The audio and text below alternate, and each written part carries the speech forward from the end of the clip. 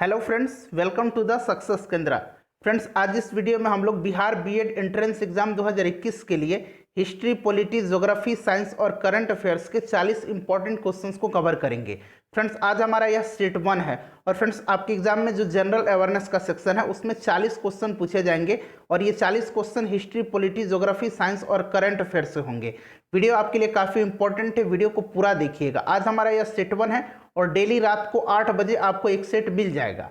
Channel पर अगर आप पहली बार आए हैं तो चैनल को सब्सक्राइब करके इस बेल आइकन को दबा लीजिएगा ताकि जब भी बिहार बीएड एंट्रेंस एग्जाम से रिलेटेड कोई भी इंपॉर्टेंट वीडियो अपलोड किया जाए उसका नोटिफिकेशन सबसे पहले आपके पास पहुंच जाए। तो चलिए फ्रेंड्स, बिना देरी किए हुए आज का सेशन स्टार्ट करते हैं। वीडियो को लाइक और शेयर जरूर कर दीजिएगा। फ्रेंड्स, आज का सेशन का पहला क्वेश्चन है कि भारत के संविधान सभा के प्रथम अध्यक्ष कौन थे। अगर आपको आंसर पता है तो आंसर आप कमेंट में देकर भी बता सकते हैं। तो राइट आंसर इसका ऑप्शन नंबर बी हो जाएगा, डॉक्टर सच्चिदानंद सिन्हा। ध्यान से सुन लीजिए, 9 दिसंबर 1946, देखिए 9 दिसंबर 1946 को संविधान सभा की प्रथम बैठक नई दिल्ली में काउंसिल चैम्बर के पुस्तकालय भवन में बुलाई गई थी और उसी सम्मेलन में जो सबसे बुजुर्ग जो सदस्य थे डॉक्टर सच्चिदानंद सिन्हा, उनको अस्थायी अध्यक्ष बनाया गया था। लेकिन पहला अध्यक्ष इन्हीं को बनाया गया था, चाहे वो अस्थायी ही क्यों ना हो, तो ध्यान रखिएगा। उसके बाद अगर हम बात करें तो 11 दिसंबर 1946 को डॉक्टर राजेंद्र प्रसाद जी को संविधान सभा का अस्थायी अध्यक्ष बनाया गया। तो ध्यान रखिएगा, अस्थायी पूछे या फिर पहला अध्यक्ष पूछे तो डॉक्टर सच्चिदानंद सिन्हा, ठीक है। और डॉक्टर राजेंद्र प्रसाद को 11 दिसंबर 1946 को संविधान सभा का अस्थायी अध्यक्ष, ठीक है, अस्थायी अध्यक्ष बनाया गया। नेक्स्ट क्वेश्चन देख लीजिए। अगला क्वेश्चन है हमारा कि भारत की आज़ादी के समय इंग्लैंड के प्रधानमंत्री कौन थे। तो फ्रेंड्स, भारत की आज़ादी के समय इंग्लैंड के प्रधानमंत्री थे Clement Attlee. Option number B right answer हो जाएगा। देखिए फ्रेंड्स, 40 क्वेश्चन हम लोग कवर करेंगे और आपका सपोर्ट रहेगा तो डेली रात को मैं 8 बजे आपके लिए इसी तरह का सेट लेकर आऊँगा। नेक्स्ट क्वेश्चन देखिए। अगला क्वेश्चन है फ्रेंड्स कि 1 गैलन कितने लीटर के बराबर है। थोड़ा सा इस प्रश्न में कन्फ्यूजन होगा आपको। देखिए फ्रेंड्स, गैलन दो प्रकार का है, एक है यूएस गैलन और दूसरा है गैलन इंपेरियल। मैं यहाँ पर लिख देता हूँ गैलन इंपेरियल और दूसरा है यूएस गैलन। एक यूएस गैलन जो होता है ये होता है 3.8, माफ कीजिएगा 3.785 लीटर के बराबर, क्लियर।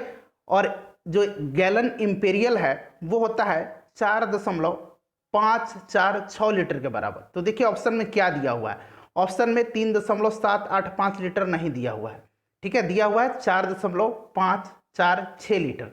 तो राइट आंसर ये हो जाएगा, क्लियर, ध्यान रखिएगा। चलिए नेक्स्ट क्वेश्चन देखिएगा कि संयुक्त राज्य अमेरिका के प्रथम राष्ट्रपति कौन थे। संयुक्त राज्य अमेरिका के प्रथम राष्ट्रपति थे George Washington. Option number C correct answer हो जाएगा। फ्रेंड्स, वीडियो के लास्ट में आप सभी लोग अपना अपना स्कोर जरूर कमेंट करके बता दीजिएगा। उसके बाद नेक्स्ट क्वेश्चन देखिएगा कि मोंटेसरी का नाम किससे जुड़ा हुआ है। तो देखिए फ्रेंड्स, इनका पूरा नाम है डॉक्टर मारिया मोंटेसरी।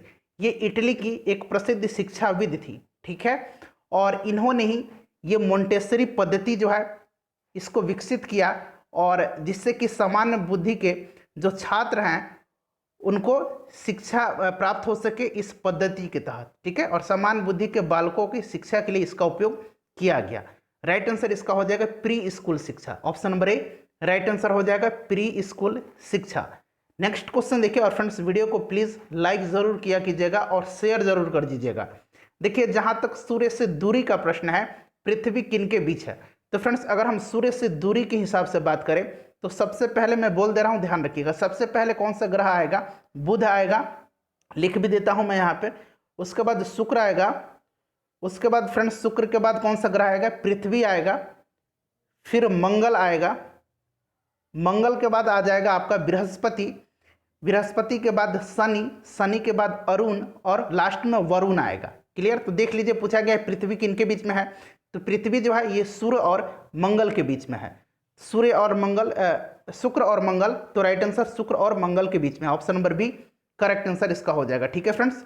चलिए नेक्स्ट क्वेश्चन देखिएगा कि सामान्य मानव शरीर का तापक्रम कितना होता है। प्रश्न को ऑप्शन के हिसाब से आंसर देना होगा। तो देखिए ऑप्शन में सेल्सियस दिया हुआ है, तो मानव शरीर का जो तापमान होता है सेल्सियस में होता है 37 डिग्री सेल्सियस। वहीं अगर आपसे पूछा जाए कि फ़ारेनहाइट में कितना होता है तो 98 6 डिग्री फ़ारेनहाइट होता है। वहीं अगर आपसे केल्विन में पूछा जाए तो 310 केल्विन होता है। क्लियर, सबको आप ध्यान रखिएगा। अगला क्वेश्चन देख लीजिए कि विश्व बाल मजदूरी निषिद्ध दिवस कब मनाया जाता है। तो फ्रेंड्स ये जो दिवस है विश्व बाल मजदूरी निषिद्ध दिवस, ये 12 जून के दिन मनाया जाता है। Option number A correct answer इसका हो जाएगा। नेक्स्ट क्वेश्चन देखिए फ्रेंड्स, वीडियो पसंद आ रही है तो प्लीज वीडियो को लाइक जरूर कर दें। देखिए निम्नलिखित में से कौन सा सर्वोच्च नागरिक पुरस्कार प्रतिष्ठित व्यक्तियों को दिया जाता है। तो भारत का सर्वोच्च नागरिक सम्मान कौन सा है, आपको पता होगा, भारत रत्न है। इसकी शुरुआत 1954 में की गई थी और पहली बार यह पुरस्कार डॉक्टर सर्वपल्ली राधाकृष्णन, राजगोपालाचारी और डॉक्टर चंद्रशेखर वेंकट रमन 3 व्यक्तियों को दिया गया था। पहला पूछे पहला किसको दिया गया था, तो डॉक्टर सर्वपल्ली राधाकृष्णन को, ध्यान रखिएगा। ठीक है, चलिए नेक्स्ट क्वेश्चन देख लीजिए फ्रेंड्स, बिल्कुल आसान क्वेश्चन आपके एग्जाम में पूछे जाते हैं। ये सारे प्रीवियस ईयर में पूछे गए प्रश्न है और यही पैटर्न अभी भी कंटिन्यू होता चला आ रहा है। ठीक है, देखिए संविधान के जो आर्टिकल 51 कॉम है उसमें क्या अंतर्निहित है। तो 51 क जो है फ्रेंड्स आप सभी को पता होगा, संविधान का जो भाग 4 क है उसके जो 51 क आर्टिकल है उसमें क्या दिया हुआ है, नागरिकों का मौलिक कर्तव्य दिया गया है। Option number B right answer हो जाएगा, नागरिकों का कर्तव्य। टोटल कितने वर्तमान में मौलिक कर्तव्य हैं, 11 हैं। संविधान में पहले कितने थे, तो पहले जो था 10 था लेकिन अब 11 हो गया है। क्लियर, चलिए नेक्स्ट क्वेश्चन देख लीजिए। अगला क्वेश्चन है कि मानव शरीर में क्रोमोसोम की संख्या कितनी होती है। तो देखिए प्रश्न यहां से इस तरह से पूछा जाता है, कितनी जोड़ी क्रोमोसोम पाई जाती है। तो जोड़ी पूछा जाए तो 23 जोड़ी। ठीक है, और संख्या यहां पूछा जा रहा है तो 46 राइट आंसर हो जाएगा, ध्यान रखिएगा। चलिए 12 नंबर क्वेश्चन देख लीजिए। 12 नंबर क्वेश्चन है कि सर्व शिक्षा अभियान में खाली स्थान दिया हुआ है, आयु के बच्चों को शामिल किया जाता है। देखिए फ्रेंड्स सर्व शिक्षा अभियान जो है यह शुरू कब हुआ था, तो ये 2001 में चलाया गया था। क्लियर है, ध्यान रखिएगा कब, 2001 में। और 86वें संविधान संशोधन के द्वारा जो है, जो ध्यान रखिएगा 6 से 14 वर्ष के जो बच्चे हैं उनको शिक्षा जो है दिलाना माता पिता का मौलिक कर्तव्य है। ठीक है, तो राइट आंसर इसका ऑप्शन नंबर बी हो जाएगा, 6 से 14 वर्ष। नेक्स्ट क्वेश्चन देखिएगा। अगला क्वेश्चन है फ्रेंड्स कि भारत की खोज नामक पुस्तक के रचयिता कौन है, यानी कि डिस्कवरी ऑफ इंडिया जो पुस्तक है इसके लेखक कौन है। तो आप सभी को पता होगा पंडित जवाहरलाल नेहरू है। Option number D correct answer इसका हो जाएगा। उसके बाद देखिए लोकसभा के अध्यक्ष को कौन चुनता है। तो फ्रेंड्स लोकसभा के अध्यक्ष अभी वर्तमान में कौन है, आप पहले कमेंट करके बताइए, फिर हम आगे बढ़ते हैं। देखिए लोकसभा के अध्यक्ष को कौन चुनता है, तो लोकसभा के जो सदस्य होते हैं वही चुनते हैं। क्लियर, इसको शपथ कोई नहीं दिलाता है, ये शपथ ग्रहण नहीं करता। इस बात का आप लोग ध्यान रखिएगा, लोकसभा का जो अध्यक्ष होता है यह शपथ ग्रहण नहीं करता है। यह अपना त्यागपत्र किसको देता है, तो लोकसभा के उपाध्यक्ष को। नेक्स्ट क्वेश्चन देख लीजिए। अगला क्वेश्चन है कि दुनिया का सबसे बड़ा दूरबीन किस देश में है। तो फ्रेंड्स दुनिया का सबसे बड़ा जो दूरबीन है ये चाइना में है। Option number B right answer इसका हो जाएगा। उसके बाद देखिए भारत में किनके जन्म दिवस के अवसर पर शिक्षा दिवस मनाते हैं। तो सबसे पहले तो आपको पता होना चाहिए कि शिक्षा दिवस किस तिथि को मनाया जाता है।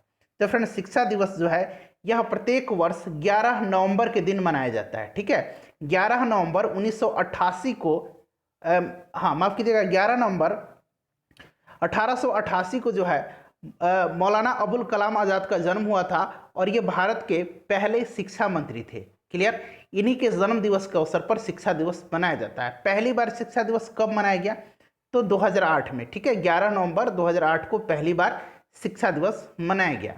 शिक्षक दिवस आपको पता होगा, शिक्षक दिवस सर्वपल्ली राधाकृष्णन जी के जन्म दिवस के अवसर पर 5 सितंबर के दिन मनाया जाता है। क्लियर, ध्यान रखिएगा। नेक्स्ट क्वेश्चन देखिए कि राजतरंगिणी पुस्तक के लेखक कौन है।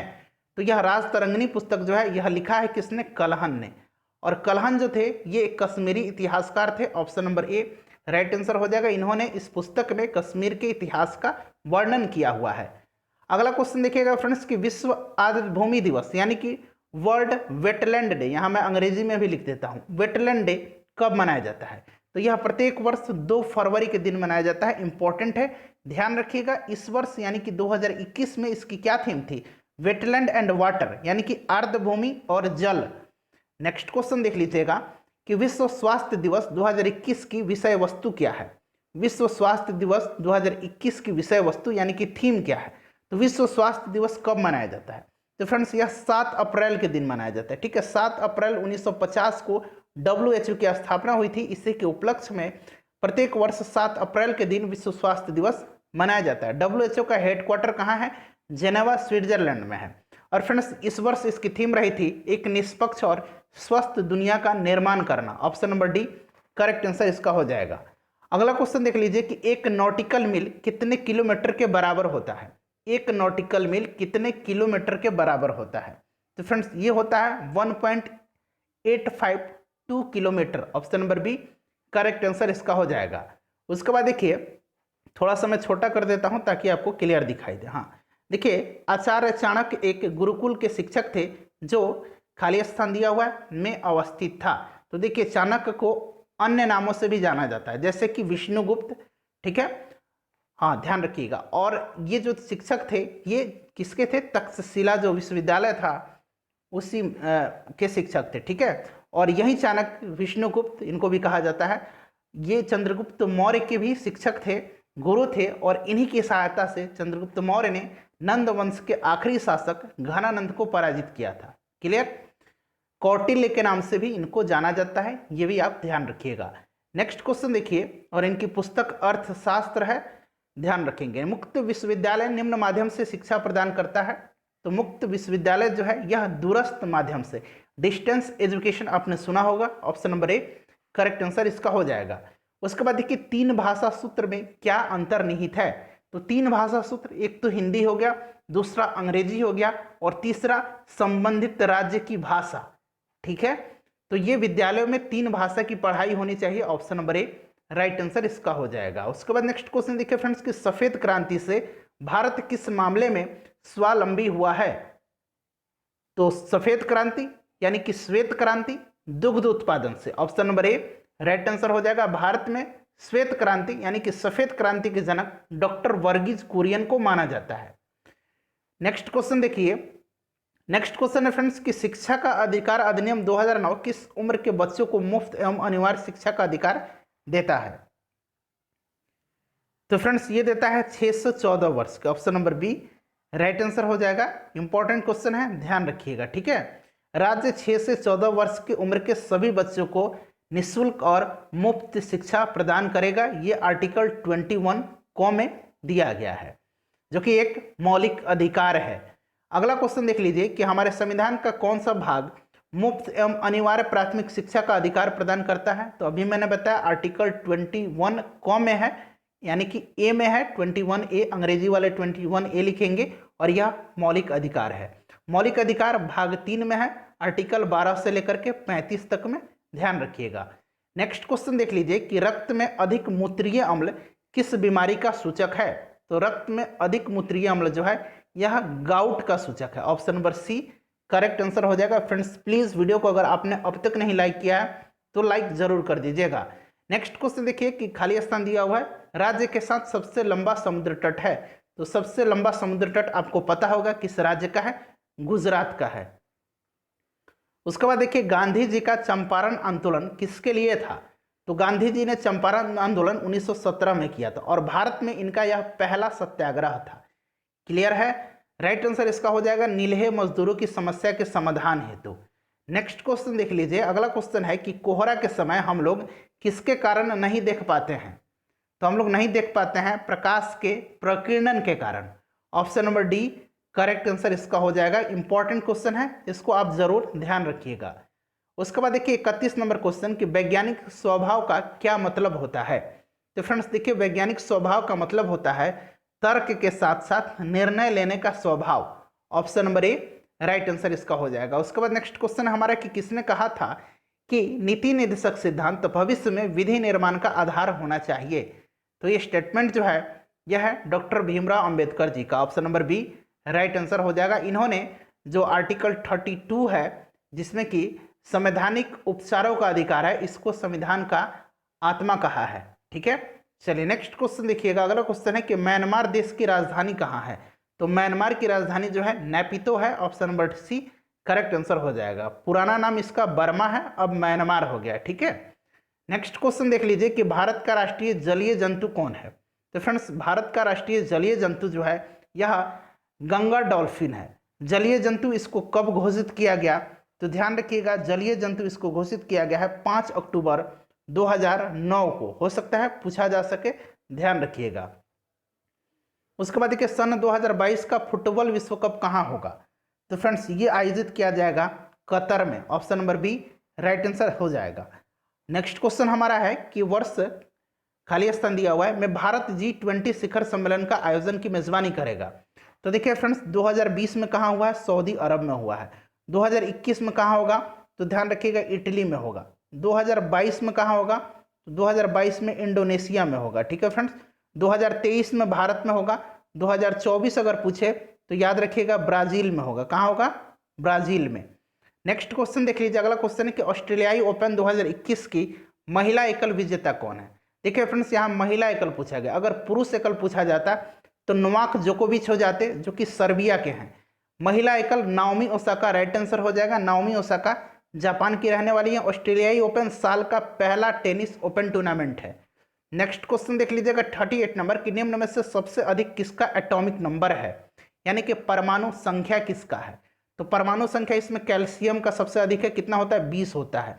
पोटेशियम का 19 होता है, सोडियम का 11 होता है और फास्फोरस का कितना होता है, फास्फोरस का बताइए 15 होता है। ठीक है, चलिए नेक्स्ट क्वेश्चन देखिएगा।